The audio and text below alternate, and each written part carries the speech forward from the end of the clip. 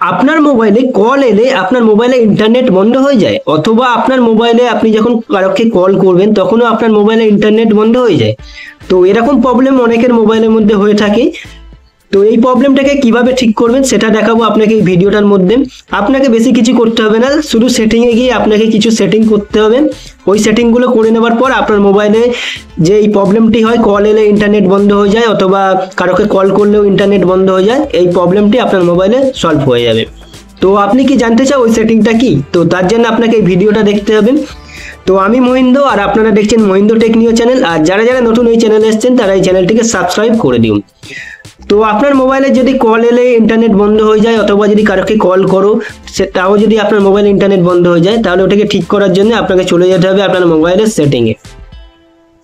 তো মোবাইলের সেটিংয়ে চলে আসার পরে দেখতে পাবেন যে এখানে একটি সেটিং আছে, কানেকশন অ্যান্ড শেয়ারিং। তো এখানে আপনি টাচ করবেন।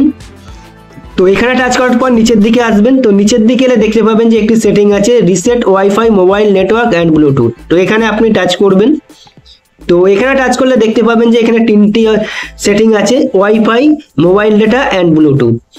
তো এই তিনটে সেটিং আমরা আমাদের মোবাইলে ব্যবহার করি, কিন্তু এই সেটিংগুলোর মধ্যে কিছু প্রবলেম থেকে থাকে। তো যার কারণে আমাদের মোবাইলের যে মোবাইল ডেটা হয় সেটা প্রবলেম করে এবং আমাদের ওটা জাম করে, যার কারণে আমাদের মোবাইলে কোনো কল এলে অথবা কারোকে কল করলে আমাদের মোবাইলে ইন্টারনেট ডেটাটা বন্ধ হয়ে যায়। তো সেজন্য এখানে নিচের দিকে দেখতেই পাচ্ছেন যে রিসেট সেটিং বলে একটি সেটিং আছে। তো এখানে আপনারা টাচ করবেন। তো টাচ করার পর আপনার মোবাইলে যে প্যাটার্ন আছে সেই প্যাটার্নটি আপনারা এখানে দেবেন।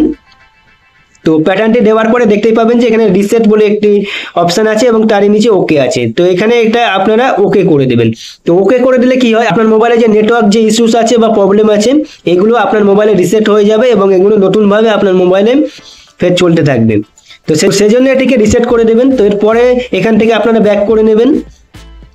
তো এরপরে আরেকটি সেটিং আপনাকে করতে হবে। তো তার জন্য মোবাইলের সেটিংয়ে চলে আসবেন। তো এখানে দেখতেই পাচ্ছেন যে সিম কার্ড অ্যান্ড মোবাইল নেটওয়ার্ক। তো এখানে আপনারা টাচ করবেন।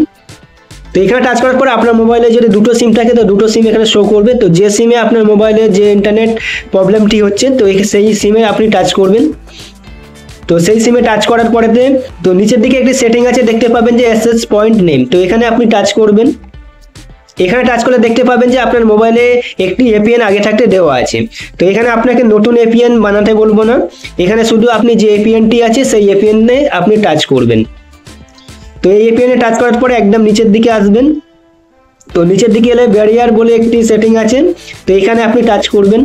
তো এখানে টাচ করলে দেখতে পাবেন যে এটি আপনার মোবাইলে আনস্পেসিফাইড সিলেক্ট হয়ে আছে। তো এটিকে আপনারা এখানে এলটি আছে, এলটিতে করে রাইট করে দেবেন। দেওয়ার পরে উপরের থেকে আপনারা এখানে টিক তুলে দেবেন। তো দেওয়ার পরে নিচে ওকে আছে, ওকে করে দেবেন। তো ওকে করে দেওয়ার পরে নিচে মোর অপশান আছে, মোর অপশানে আপনারা টাচ করবেন। তো টাচ করার পরে এখানে সেভ বলে অপশান আছে, তো এখানে আপনি সেভে টাচ করবেন। করার পরে এটি আপনার মোবাইলে এই এপিএনটি সেভ হয়ে যাবে। তো এই সেটিংটি করে দেওয়ার পর আপনার মোবাইলে আর কল এলে আপনার মোবাইলে ইন্টারনেট বন্ধ হয়ে যাবে না, অথবা আপনি কারোকে কল করলেও আপনার মোবাইলে ইন্টারনেট বন্ধ হবে না। তো এই ভিডিওটা যদি আপনার ভালো লেগে থাকে তাহলে লাইক, শেয়ার, কমেন্ট আর সাবস্ক্রাইব করে দিন।